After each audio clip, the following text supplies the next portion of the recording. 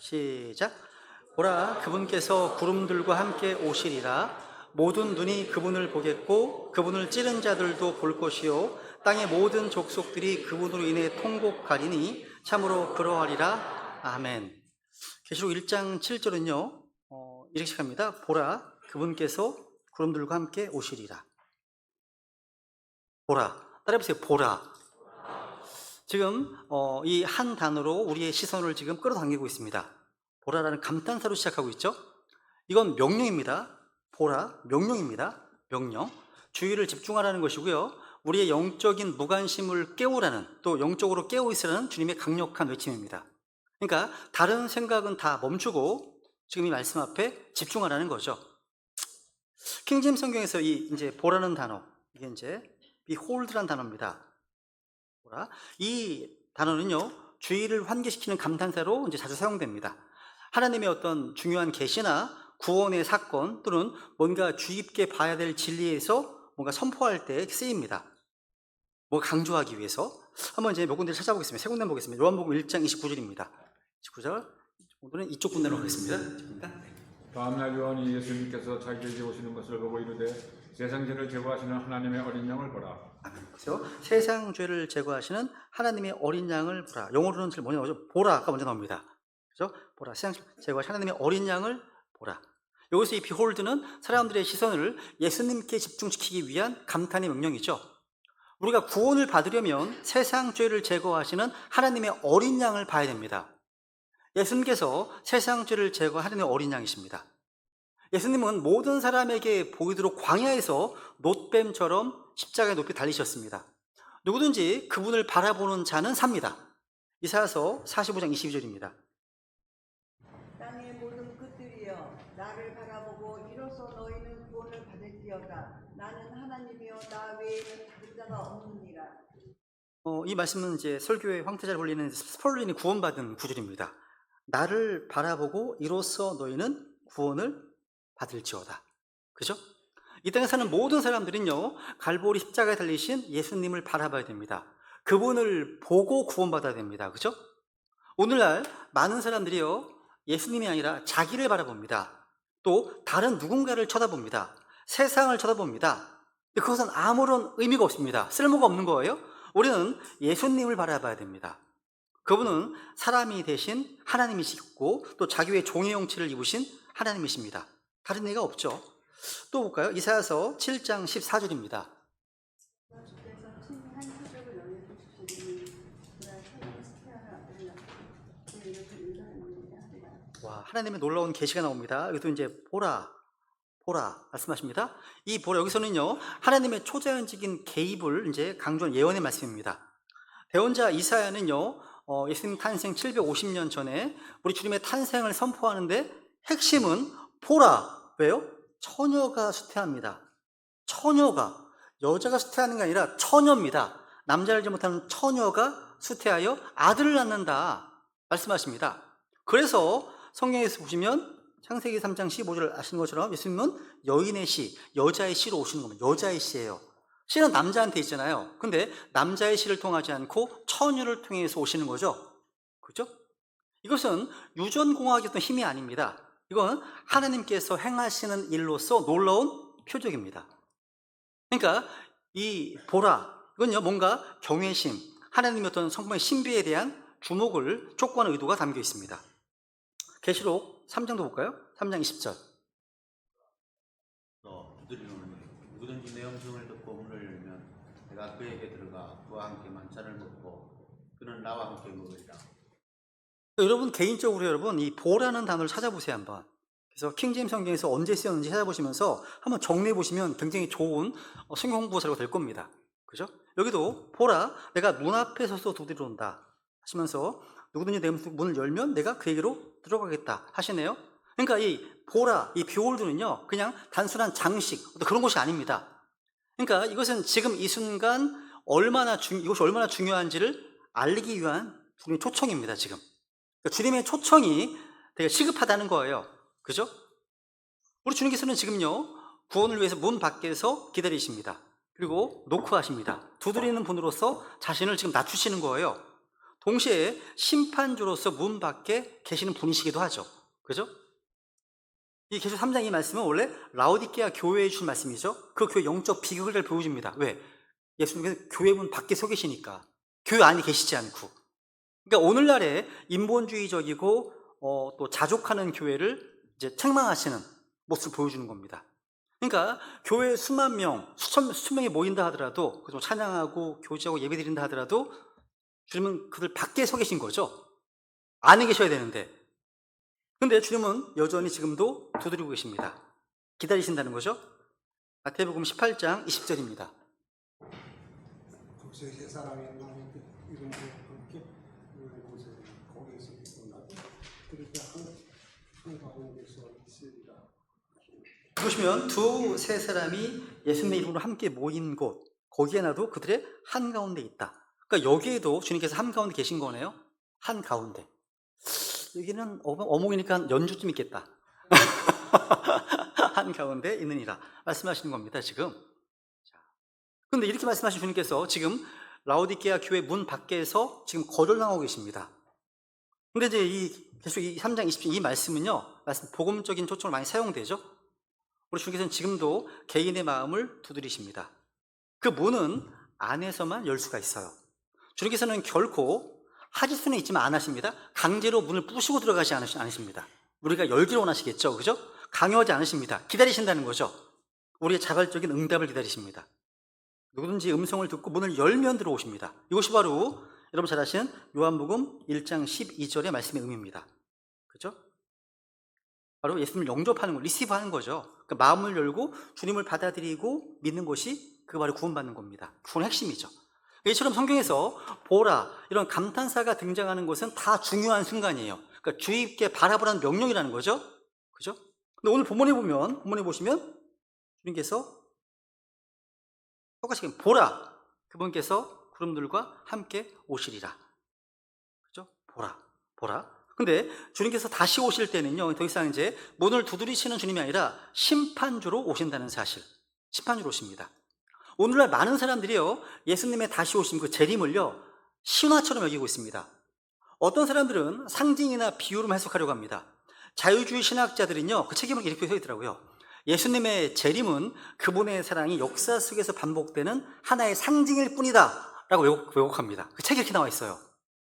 심지어 오늘날의 교회 안에서도요, 주님 다시 오십니다, 이런 말이요, 제가 듣기에는 진지한 믿음의 고백이 아닌 어떤 형식적인 종교 구호처럼 들리기도 한다는 사실. 근데 성경은 분명히 말씀합니다. 예수님은 실제로 다시 오십니다. 그것도 육체적으로 눈으로 볼 수 있게 영광 가운데 구름들과 함께 오십니다. 그리고 모든 눈이 그분을 볼 겁니다. 그분을 믿지 않았던 사람들도, 조롱했던 사람들도, 예수님을 거절했던 사람들도 다 모든 눈이 그분을 볼 것입니다. 그날은 누구도 피할 수가 없죠. 예수님의 초림은요, 베들레헴의 작은 구유에서 이루어졌습니다. 근데 우리 주님의 재림은요, 온 세상이 목격하는 심판대 위에서 시작됩니다. 이루어집니다. 그러니까 이 말씀 우리에게 보라, 주님 다시 오신다, 깨어있으라 외치고 있는 겁니다. 그죠? 한마디로 잠자는 자들을 향해 깨우신 하나님의 알람과 같은 겁니다. 그래서 우리는 무관심해서는 안 됩니다. 그죠? 깨어있어야 됩니다. 충분한 신부의 모습으로. 그죠? 이제 두 번째로 보시면요, 여기 계속 1장 7절 이 말씀은요, 환란 전 휴거의 교리를 잘 보여줘요. 무슨 교회가 이미 휴거된 이후에 일어날 주님의 재림 장면을 보여주는 거예요. 그러니까 교회는 대환란, 환란 이전에 이미 하늘로 들림 받았고요. 지금 여기 나온 이 장면은요, 공개적으로 이 땅에 임하시는 우리 주님의 재림, 그러니까 환란 이후에 심판의 재림을 묘사하고 있습니다. 이 대상이 누구죠? 대상이? 주님께서 구름들과 함께 오실 때 모든 눈이 그분을 볼 것이고요, 그분을 찌른 자들도 볼 것이고, 땅의 모든 족속들이 그분으로 인해서 뭐 한다고요? 통곡합니다. 이것은 재림을요, 공개적이고 육안으로 확인할 수 있는 사건으로 묘사하고 있어요.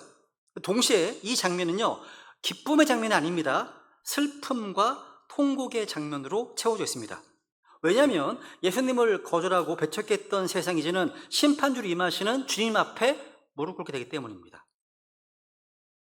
그런데 환난 전에 이미 휴거된 우리들은요, 성도들은요, 주님 다시 오실 때 그분들이 통곡합니까? 우리가요? 기뻐 즐거워하죠. 그죠? 오히려 영광 중에 그분과 함께 이 땅에 오는 거죠. 골로새서 3장 4절입니다. 3장 4절. 우리의 생명이신 그리스도께서 나타나실 때에 너희의 그분과 함께 영광 속에서 나타나리라. 너희도 그분과 함께 영광 속에서 나타나리라 말씀하시네요. 그러니까 누군가 일부 주장들이요, 크리스천들이 대환란을 통과한다면 우리는 그분을 보면서 울고 통곡하는 게 아니죠. 통곡하는 게 아니라 기뻐하고 즐거워할 겁니다. 그죠? 그런데 대환란 때 우리 교회는 이 땅에 있지 않고 저 위에 있습니다. 하늘에 있어요. 그래요? 예수님은요, 이제 구름들과 함께 오십니다. 그러니까 예수님의 재림은요, 숨겨진 사건이 아니라 모든 인류가 주목하게 될 영광스러운 등장입니다. 그분은 구름들과 함께 오세요. 구름을 타고 온다고 되어 있지 않습니다. 구름들과 함께 오십니다. 지금은 엘리야 때처럼 하면 이거 되어 있잖아요. 특히 이제 군대에서 많이 부르는 복음성가거든요. 구름 타시고 엄청 반복하거든요. 근데 여기는 구름들과 함께 온다고, 구름을 타고 온다고 되어 있지 않습니다. 다만 성경에 구름 타고 온다는 말씀이 있긴 있어요. 심판하실 때 표현이 있긴 있습니다. 근데 계시록 1장 이 말씀은 구름들과 함께 오신다고 되어 있다는 거 좋겠습니다. 그러니까 주님께서는요, 순간 이동으로 오시는 게 아니에요. 우주선 타고 오시는 게 아닙니다. 구름들과 함께 오세요. 근데 성경에서 구름은 항상 하나님의 영광스러운 임재를 상징합니다. 출애굽기 19장 보시면요, 이게 단순한 자연현상이 아니에요. 구름은 하나님의 임재와 함께 자주 등장합니다. 출애굽기 19장 9절. 주께서 모세에게 이르시되 보라 내가 짙은 구름 가운데서 내게 온 것은 내가 너와 말할 때 백성을 듣게 하려 함이며 또한 영원히 내 말을 믿게 하려 함이니라 하시니라. 보라, 주님 말씀하십니다. 내가 짙은 구름 가운데에서 내게 온 것은, 그러니까 주님께서 시내산에 임하실 때 구름 가운데서 오셨습니다. 구름 가운데. 또 출애굽기 24장에 보시면요, 모세가 산에 올라가니까 구름이 산을 덮었고 주님의 영광이 이 구름 가운데 머물렀습니다. 출애굽기 40장에 보시면요, 40장 34절 보시면 그 뒤에 구름이 회중의 장막을 덮었고 주의 영광이 성막에 가득 찼으므로, 그러니까 구름과 하나님의 영광, 임재가 같이 연결돼 나오죠. 그죠? 그러니까 우리는 성경에 하나님의 임재가 늘 구름과 함께 있음을 확인하게 됩니다. 마태복음 17장 5절도 볼까요? 17장 5절. 보라 빛내는 구름이 그들을 덮었는데 보라 그 구름 속에서 한 음성이 나서 이르시되 이 사람은 내 사랑하는 아들이다 내가 그를 매우 기뻐하노니 너희는 그의 말을 들으라 하시니라. 변용산 사건에서도 빛나는 구름이 덮었습니다. 구름 속에 한 음성이 들렸죠. 그죠? 이처럼 구름은요, 주님께서 자신을 감추시기도 하고 동시에 나타내시는 도구였다는 사실. 심지어 예수님의 승천하실 때도 구름 속에서 이루어졌습니다. 사도행전 1장 9절 10절. 그들은 말씀하신 뒤에 그분께서 그들이 보는 동안 들려 올라가시니 구름이 그분을 받아들여 그들이 보지 못하게 하더라. 그분께서 올라가실 때 그들이 똑바로 하늘을 바라보고 있는데 보라 흰옷 입은 두 남자가 그들 곁에 서더니. 그 다음 11절까지 11절. 그들이 또한 이르되 너희 갈릴리 사람들아 너희가 어찌하여 서서 하늘을 바라보느냐 너희를 떠나 하늘로 밀려 올라가신 이 동일한 예수님께서는 너희가 그분께서 하늘로 들어가심을 본 것처럼 그렇게 같은 방식으로 오시리라 하니라. 같은 방식으로 오십니다. 이게 중요해요.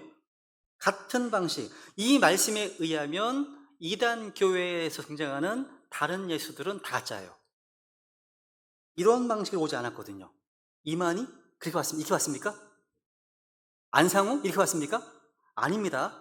그러니까 승천하실 때의 모습과 같은 방식이 아니면 그건 적그리스도용입니다. 다른 예수인 거예요. 그죠? 예수님은 육신을 지닌 상태로 하늘로 올라가셨고요, 구름이 그분을 가렸습니다. 천사들은 선언했습니다. 너희가 본 그대로 다시 오신다고요.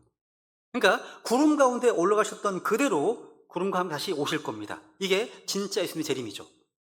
그죠? 그러니까 다른 예수가 땅에 올 때는요, 이 같은 방식이 다른 방식으로 등장합니다. UFO를 타고 온다든지, 적그리스도, 그죠? 그러니까 다리가 온다는 거죠.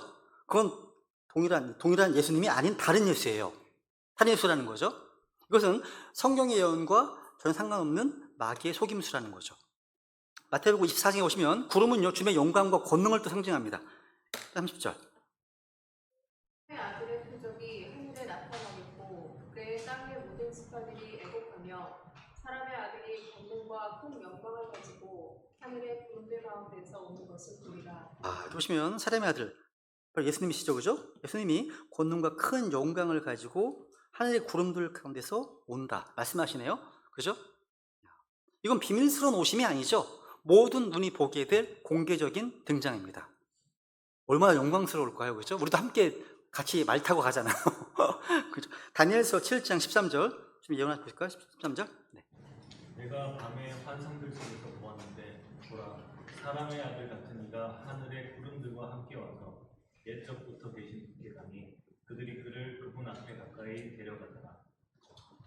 여기 보시면 이제 사람의 아들 같은 이가 하늘의 구름들과 함께 왔다고 되어 있네요. 물론 이 구름을 우리로 얘기하는 사람도 있습니다. 증인. 왜냐하면 히브리서 12장에 보면 구름 같은 증인들이 있다고 말씀하시죠. 그걸 적용하기도 해요. 그죠? 뭐 그렇게 적용할 수도 있어요. 목적으로는. 근데 어쩌거나 이 구름과 함께 오신다는 게 포인트예요. 실제 구름이죠. 그죠? 그러니까 이건 눈에 보이는 영광스러운 공개적인 등장이에요. 우리 주님께서 구름과 함께 오신다는 것은 그분이 구약 성경에 계시된 주 하나님이심을 입증하는 겁니다. 이것은 주님의 출현, 현현에는 항상 구름이 함께 나타납니다. 오늘날 많은 교회들은요, 휴거와 재림을 구분하지 못하고 혼용하는 경우가 많습니다. 그래서 오늘날 우리나라 기독교인, 크리스천들 가운데 이 종말의 교리와 관련돼서 많은 혼란이 있어요. 우리는 상식이잖아요. 휴거와 재림 다 구분하시잖아요. 그런데 구분하지 못합니다. 그러니까 휴거와 재림을요 같은 하나의 재림으로, 하나의 사건으로 바라보는 언약신약. 우리나라의 장로교 언약신약은요 이걸 하나의 사건으로 봅니다. 아니면 교회를 이스라엘로 대체 신학이 있습니다. 또 성경의 문자적 해석을 거부하는 상징주의 해석 등등, 이런 오류들이요 영적인 혼란을 초래합니다. 근데 우리는 킹제임스 성경의 말씀을 기록된 그대로 믿습니다. 예수님은요 실제 구름들과 함께 다시 오시고요, 그 사건은 심판과 통치의 시작이에요. 예수님의 초림은 겸손한 종의 모습이었다면 재림은요 구름들과 함께 오시는 거룩한 심판자이시고 왕들의 왕의 모습으로 오십니다. 그죠?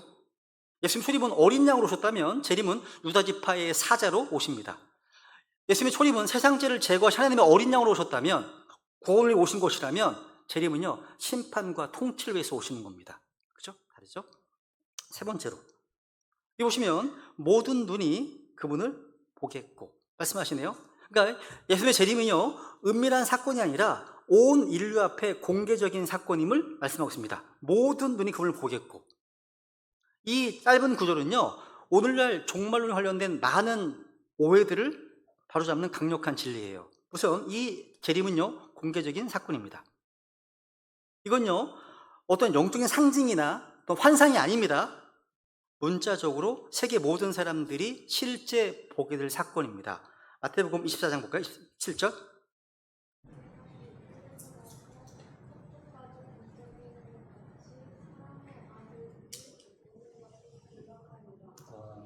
잘 읽었어, 얘나야? 사랑의 아들이야, 사람의 아들이다. 여기 보시면요, 번개가 동쪽에서 나서 서쪽까지 번쩍이는 것 같이, 번개가, 이 재림은요 전 세계적 사건이라는 거예요. 번개는 숨길 수가 없습니다. 번개는 짧고 강력하고 모든 하늘을 가리며 비춥니다. 순간적으로. 마찬가지로 예수님의 재림은 은밀하지 않고요 선명하고 두렵습니다. 그런 사건이에요. 동쪽에서 나서 서쪽까지, 이 표현은요 재림의 범위가 어떤 한 나라나 한 지역, 한 민족의 사건이 아니라 전 인류가 동시에 목격하는 사건임을 보여주는 겁니다. 예수님은 은밀하게 재림하지 않습니다. 모든 눈이 볼 수 있게 실제 하늘에서 육체적으로 임하시는 사건입니다. 여기 이제 누가 보게 된다고요? 누가? 모든 눈이요. 모든 인류가요. 여기는 무신론자, 뭐 이교도들, 회의론자, 또 믿지 않는 자, 그분을 조롱하고 거절했던 모든 자들 다 예수님을 눈으로 목격하게 됩니다. 과거에 예수님을 거부했던 유대인들, 또 이방 민족들, 이슬람권, 힌두교권, 공산주의인 모든 영웅들 다 보게 됩니다. 이게 하나의 현실이 되는 겁니다. 사건. 모두가 피할 수 없이 목격하게 되는 그날입니다. 그죠? 휴거는 세상에 눈치채지 못한 채 갑작스럽게 일어납니다. 휴거는 그죠? 우리가 기다리는 휴거. 갑자기 일어납니다. 여러분 이름 부를 겁니다. 그죠? 누구누구야? 이리로 올라오라. 순간 올라갈 겁니다. 그죠? 순간이 일어납니다. 공중에서. 어디서요? 공중에서 주님을 만나게 됩니다. 그러니까 아주 은밀하게, 고요하게 공중에서 이루어집니다. 그러니까 보석만 취해가는 거예요. 도둑처럼 오시는 거죠. 그죠? 그래서 휴거가 지난 이후에는 이 땅에 엄청난 혼란과 충격이 남습니다. 그죠? 설명할 수 없는 실종 사건들이 많고요. 뭔가 시스템이 붕괴돼 버리고요. 공포와 불신의 시대가 돼 버리겠죠. 근데 재림은요, 전혀 달라요. 재림은 온 인류가 주님을 보게 되는 공개적인 사건입니다.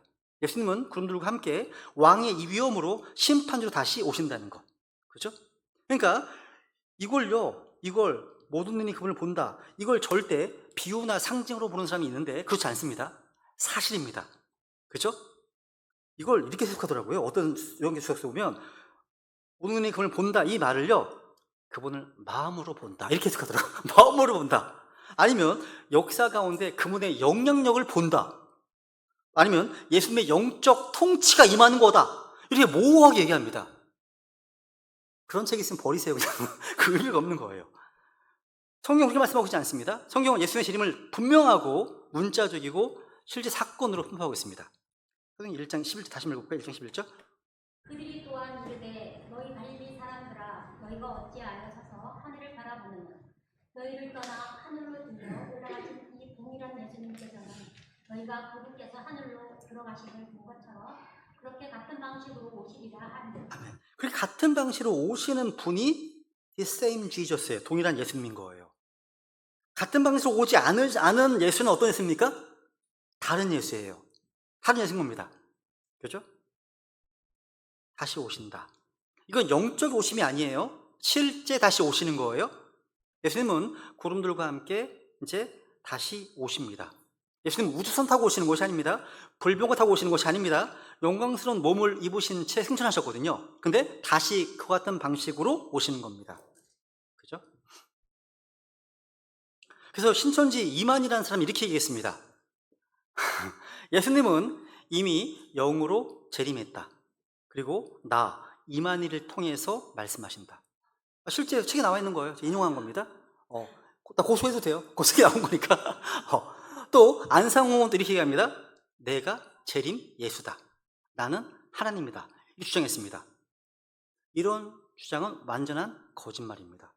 안상홍은요 1980년대에 질식사했습니다. 찹쌀떡을 먹다가 질식사했습니다. 실제 나와 있어요. 이걸 사람들이 그들도 알아요. 근데 이게 표적이래요. 얘네들은 놀라운 표적이래. 이게 보통 죽음이냐? 제가 할 말을 못했어 그 순간. 그 얘기라니까. 그러지 보통 죽음은 아니지. 참 어이가 없었습니다. 네. 그러니까 이런 완전 가짜 다른 예수라는 거죠. 그러니까 이런 같은 방식으로 온 게 아닌 예수는 무슨 예수라고요? 그 가짜입니다. 가짜예요. 그러니까 지금 이런 말씀드린요, 예수님의 재림이 영적인 환상이나 환영이 아니라 육체이고 실질적인 사건임을 강조하는 구절입니다. 예수님이 영으로 임하시는 것이 아니죠. 재림은요. 그죠?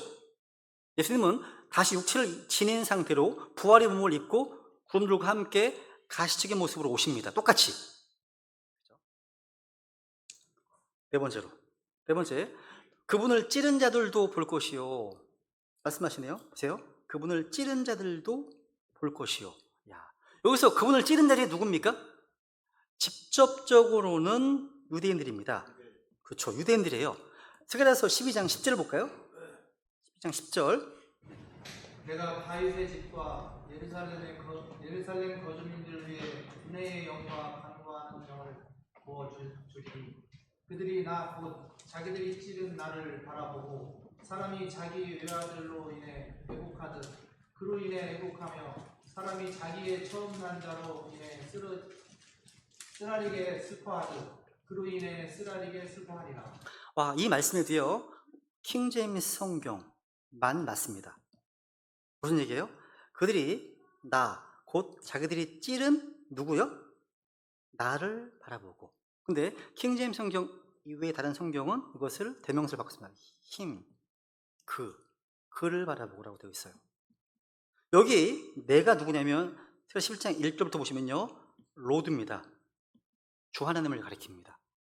그러니까 그들이 곧 자기들이 찌른 나를 바라본다고 하면 유대인들이 십자가에 찔러 죽인 그분은 누구신 거예요? 여호와 하나님, 로드, 주 하나님이신 겁니다.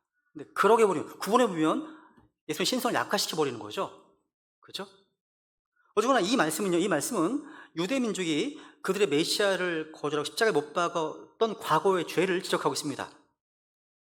신약에서도 이제 많이 반복되고 있죠. 그죠? 어쨌거나 예수님을 찌른 자들은 메시아를 거절하고 십자가에 못 박은 유대인들 전체를 가리킵니다.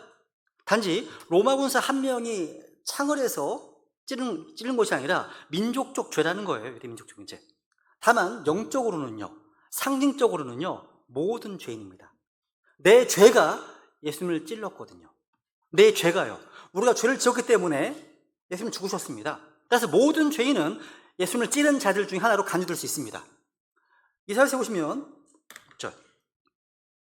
양 같아서 피를 잃고 각각 자기 길로 돌아섰는데 주께서는 우리 모두의 불법을 그에게 지우셨도다. 우리 모두의 불법을 그에게 지우셨도다. 그러니까 우리는 모두 그분을 찌른 자들입니다. 그래서 하나님의 은혜가 아니었다면 우리는 동일한 통곡의 대상이 되는 거예요. 교리적으로는 이 1장 7절의 이 내용, 찌르는 누구냐? 교리적으로는 환란 후반부에 회개하는 유대인들입니다. 예수님께서 구름들과 함께 재림하실 때 환란을 통과한 유대인들, 그러니까 렘넌트, 남은 자들이죠. 유대인들이 예수님을 알아보고 회개하고 통곡하게 되는 겁니다. 스가랴 12장에 보면 계속 애곡하고 말씀하고 있죠. 그 얘기예요. 그러니까 이것은 예수님의 재림을 맞이하는 이스라엘 백성들의 영적 각성과 회개를 말하는 겁니다. 그래서 이스라엘이 다시 오실 때 그들은 자신들이 거절한 메시아를 알아보고 통곡하게 된다는 장면입니다.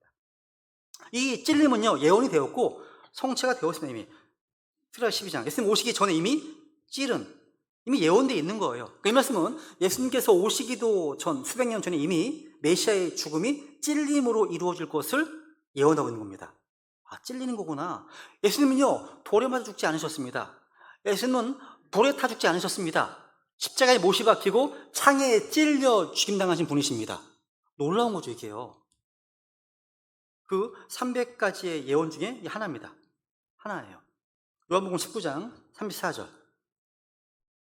군사들 중 하나가 창으로 그분의 옆구리를 찌르니 시로 거기서 피와 물이 나오더라.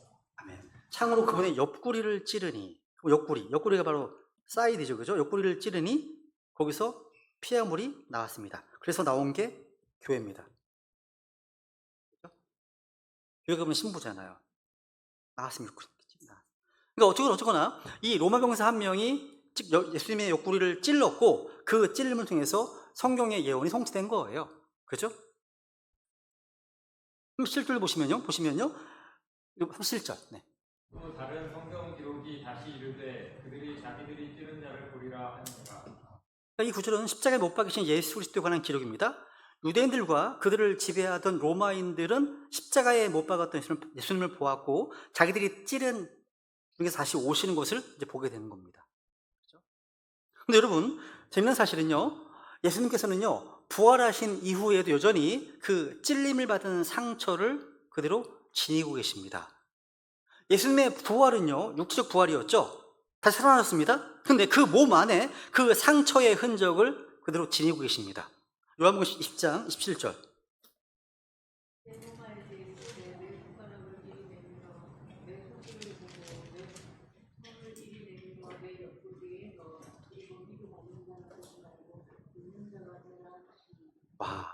도마는요, 예수님의 손에 남아있는 못자국을 보고 믿게 되었습니다. 그 상처는 지워지지 않고 영원히 예수님의 몸에 남아있다는 사실. 재림하실 때에도 그 상처는 그대로 남아있습니다. 스가랴 13장 뒤로 볼까요? 16절. 사람이 그에게 이르기를 내 손들에 있는 이 상처들은 무엇이냐 하며 그가 대답하기를 그것들은 내가 친구들 중에서 입은 상처들이라 하니. 놀라게도 성경은요, 주님 다시 재림하실 때에도 그분의 손에는 아직 상처가 남아있을 것이고, 사람들은 그것을 보고서 이 상처들은 무엇이냐 물을 것이라고 말합니다. 예수님은 단지 상처의 기억을 가지고 계신 것이 아닙니다. 상처의 실체를 영원히 지니고 계심을 말씀하고 있습니다. 그래서 계시록 5장 6절에 보시면 5장 6절,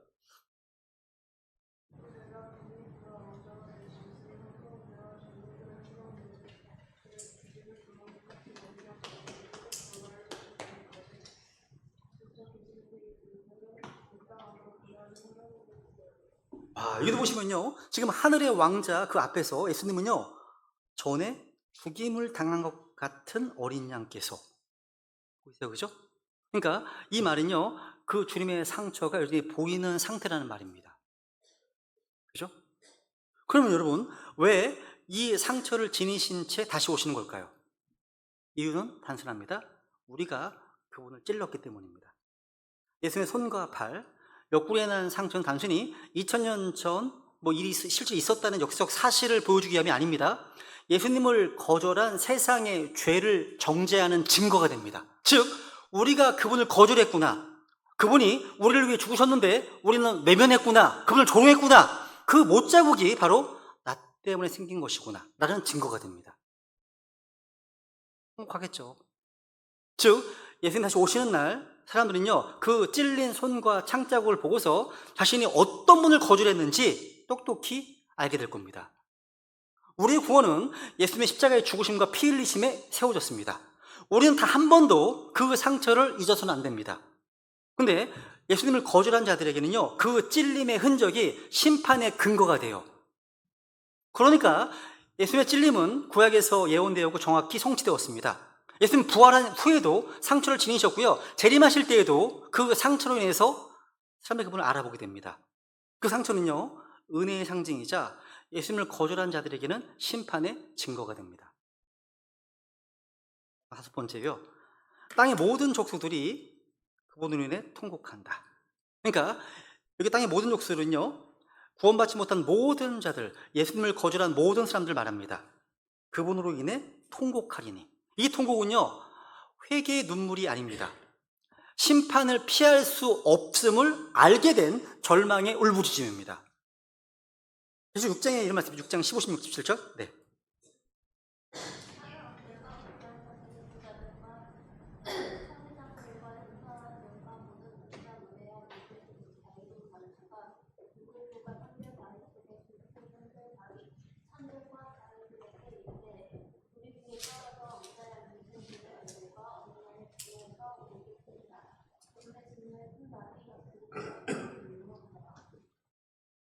여홀란 때의 모습이 얼마나 두려운지 상상이 되십니까? 이 말씀 보시면, 그렇죠? 땅의 왕들, 이렇게 위대한 자들부터 해가지고 모든 사람들이 지금 산들, 동굴, 바위들 속에 숨고 산들과 바위들에게 이르되 우리에 떨어 자살을 원하는.